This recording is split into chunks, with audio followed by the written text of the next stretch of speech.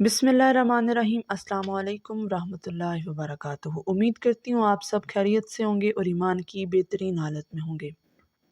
आप देख रहे हैं मेरा YouTube channel science teaching zone और आज की इस वीडियो में हम डिस्कस करने वाले हैं फर्स्ट ईयर केमिस्ट्री के न्यू सिलेबस के अकॉर्डिंग चैप्टर नंबर 4 स्टॉकियोमेट्री के टॉपिक, जिसमें हम डिस्कस करेंगे उन स्ट्रेटजीज़ को जिससे हम एक रिएक्शन के अंदर जो लिमिटिंग रिएक्टेंट होगा उसको पहचान सकेंगे।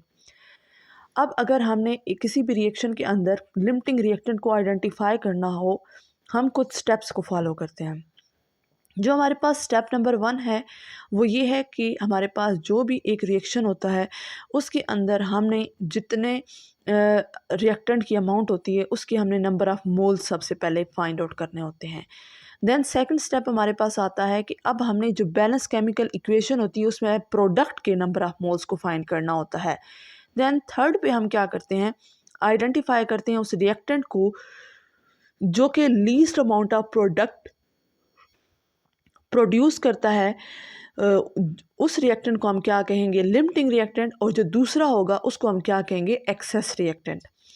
अब हमारे पास एग्जांपल में बता रहे हैं कि जैसे हमारे पास जो fire is a combustion reaction in which fuel and oxygen combine usually at high temperature to form water and carbon dioxide. Combustion के रिएक्शन में जो हमारे पास फायर होती है वो हमारे पास एक कंबस्टन रिएक्शन है। इसमें फ्यूल और ऑक्सीजन मिलते हैं, हाई टेम्परेचर पर वाटर और कार्बन डाइऑक्साइड को बनाते हैं।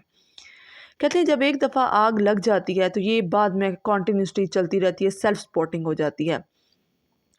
An effective way to quench a fire is a smoothing which reduce the amount of available oxygen below the level needed to support combustion। मतलब हम डेफिनेटली हम क्या करते हैं, जब भी हमने आग जलानी होती है तो हम क्या करते हैं, उसको मैच स्टिक से रब करते हैं तो हमारे पास क्या हो जाती है, ऑक्सीजन की अवेलेबिलिटी को रिड्यूस कर देती है। दूसरा हमारे पास ये होता है कि अगर हम एक्सेस रिएक्टेंट को कम कर देते हैं तब भी हमारे पास क्या हो जाता है, रिएक्शन स्टार्ट हो जाता है। अब हमारे पास फोम्स, इनर्ट गैसेस और कार्बन डाइऑक्साइड अफेक्टिव सब्सटेंसेस हैं स्मूदरिंग के लिए। ऐसे ही लिमिटिंग रिएक्टेंट को आइडेंटिफाई करने के लिए हम अगर एग्जांपल को देखें तो numerical problem sample problem number 4.17 है हमारे पास, जिसमें हमने लिमिटिंग रिएक्टेंट को देखना है कि लिमिटिंग रिएक्टेंट कौन सा होगा। हमारे पास स्टेटमेंट ये है कि कह रहे हैं कि आपने मैस ऑफ नाइट्रोजन को कैलकुलेट करना है जो कि प्रोड्यूस किससे हुआ है, 1.81 ग्राम ऑफ अमोनिया से, जिसका मोलर मैस भी उन्होंने दिया है 17 ग्राम पर मोल है, और कॉपर ऑक्साइड जो है वो 90.4 ग्राम है और इसका मोलर मैस भी उन्होंने दिया हुआ है। और बैलेंस केमिकल इक्वेशन के अकॉर्डिंग हमने मैस ऑफ नाइट्रोजन को हमने फाइंड आउट करना है। हमारे पास बैलेंस केमिकल इक्वेशन क्या है कि 2 मोल है हमारे पास अमोनिया के, 3 मोल के हमारे पास कॉपर ऑक्साइड के। ये हमें क्या दे रहा है, नाइट्रोजन दे रहा है, 3 मोल कार्बन कॉपर के दे रहा है और 3 मोल वाटर के दे रहा है। हमने यहाँ पर स्टेप्स में सबसे पहले ये देखा था कि हमने इसके नंबर ऑफ़ मोल्स को फाइंड आउट करना है। अब हम जो हमारे पास दोनों रिएक्टेंट हैं उनके हम पहले number of moles find out करेंगे। मोल हमारे पास अमोनिया, इसका उन्होंने हमें मैस पे दिया है डिवाइड बाय मोलर मैस, इसको डिवाइड करेंगे तो हमारे पास नंबर ऑफ़ मोल्स आ जाएंगे।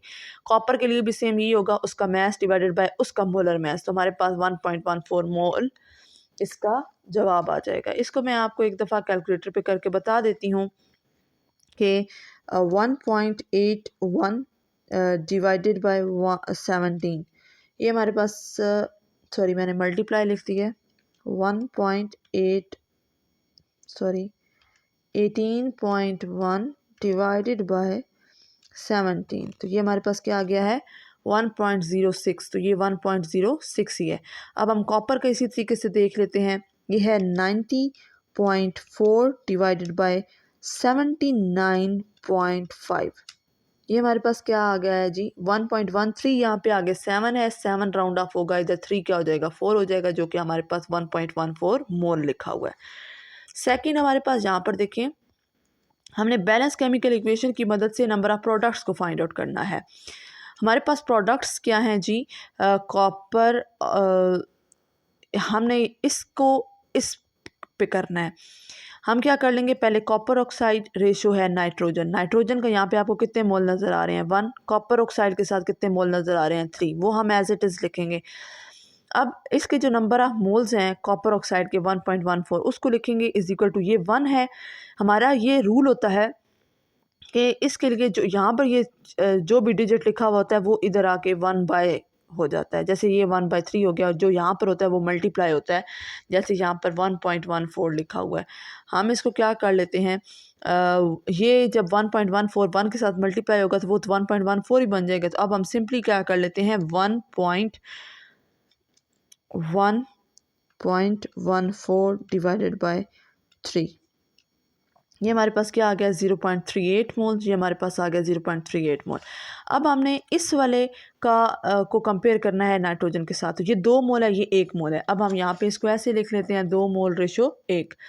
अब ये हमारे पास जी क्या है, इसका जो मैस हमारे पास था वो 1.06 है ना। ये देखिए 1.06। तो 1.0 के बाद वो इतना वैल्यू नहीं करता। यहाँ पे आप जो है ना, यहाँ पर 1.06 भी लिख सकते हैं, जैसे हमने अभी पीछे देखा है ना, 1.06।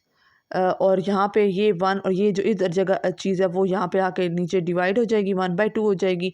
और ये अब 1/2 के साथ 1.06 लिखेंगे। अब ये इसके साथ मल्टीप्लाई होगा 1.06। तो अब हम डिवाइड करेंगे इसको 2 के साथ, 1.06 डिवाइडेड बाय 2। तो ये हमारे पास जवाब आ गया जी 0.53 मोल।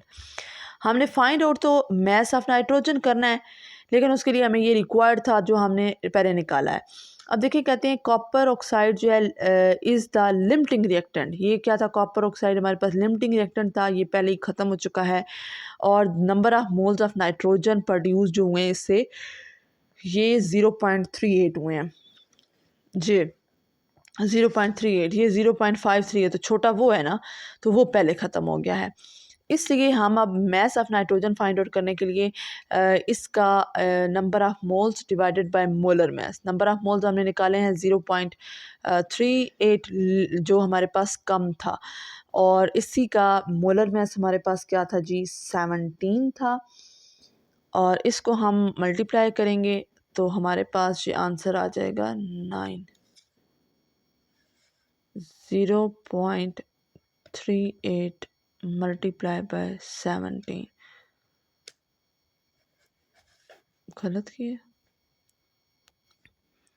अच्छा, ये हमारे पास ये आंसर नहीं आ रहा था, ये बुक पे जी आपके पास ये मिस्टेक है। इसको आप इसके साथ टैली करें तो ये 1.81 है और यहाँ पर 18.1 लिखा हुआ है। तो इसको अब आपने पहले तो करेक्ट यहाँ से करना स्टार्ट करना है। 18.1 डिवाइडेड बाय 17 करेंगे तो ये हमारे पास आंसर सॉरी, फिर मैंने वही कर दिया जो यहाँ पे लिखा हुआ है। मैं यहाँ पे लिख देती हूँ 1.81। 1.81 डिवाइडेड बाय 17 करेंगे तो हमारे पास ये आंसर आता है 0.106। तो ये अब हमारे पास, तो अब ये हमारे पास क्या आ गया है, 0.106 मोल। तो ये इसकी कैलकुलेशन जो है ये ठीक है, ये वाला भी आपके पास ठीक है। अब क्या करना है, ये 0.106 हमने यहाँ पर इस जगह पे हमने क्या लिखना है, 0.106, यहाँ पे भी 0.106। अब हम इसको मल्टीप्लाई कर लेते हैं, 0.106 डिवाइडेड बाय 2। ये हमारे पास क्या आंसर आएगा, 0.053। ये जस्ट एक पॉइंट की वजह से जो है हमारा आंसर गलत आ रहा था, ये 0.053 होगा। यहाँ पर भी उन्होंने मिस्टेक की हुई है। ये आपके पास ये जो मैस हमने निकालना है, ये जो हमारे पास अमोनिया से बना है, क्योंकि कॉपर ऑक्साइड तो हमारे पास लिमिटिंग रिएक्टेंट है, ये तो ख़त्म हो गया है। उससे जो बनने वाला है, हमने यहाँ पर 0.053 जो कि अमोनिया से बना है, अमोनिया के नंबर ऑफ मोल है वो, उसको हमने मल्टीप्लाई करना है नाइट्रोजन के मैस से। नाइट्रोजन 14 14 28, ये 28 इसका मोलर मैस होता है। हमने इसको करना है 0.053 को हम मल्टीप्लाई करेंगे 28 के साथ, और ये हमारे पास आंसर आता है 1.48। ये हमारे पास मैस ऑफ नाइट्रोजन है। ये मैंने जो है इसको करेक्ट कर दिया, ये यहाँ पर गलत सॉल्व हुआ है, तो मैंने इसको करेक्ट वर्जन में, मैं भी पहले मिस्टेकनली मुझसे वो हुआ, लेकिन आंसर गलत आने की वजह से मैंने चेक किया है। तो काइंडली आप भी इसको करेक्ट कर लीजिएगा। मज़ीद अगर इसके रिलेटेड आपका कोई कन्फ्यूजन रह गई हो तो आप मुझे कमेंट बॉक्स में क्वेश्चन कर सकते हैं। इंशाल्लाह मैं आपको उस क्वेश्चन को क्लियर करने की कोशिश ज़रूर करूँगी। उम्मीद करती हूँ आपको वीडियो पसंद आई होगी। वीडियो पसंद आई हो तो इसे फ्रेंड्स के साथ भी लाजमी शेयर कीजिएगा और वीडियो को लाइक कर दीजिएगा। मिलते हैं इंशाल्लाह ताला नेक्स्ट लेक्चर में। तब तक के लिए रखिएगा अपना बहुत सारा ख्याल, मुझे रखिएगा अपनी दुआ में याद। मुझे दें इजाज़त। अल्लाह हाफ़िज़।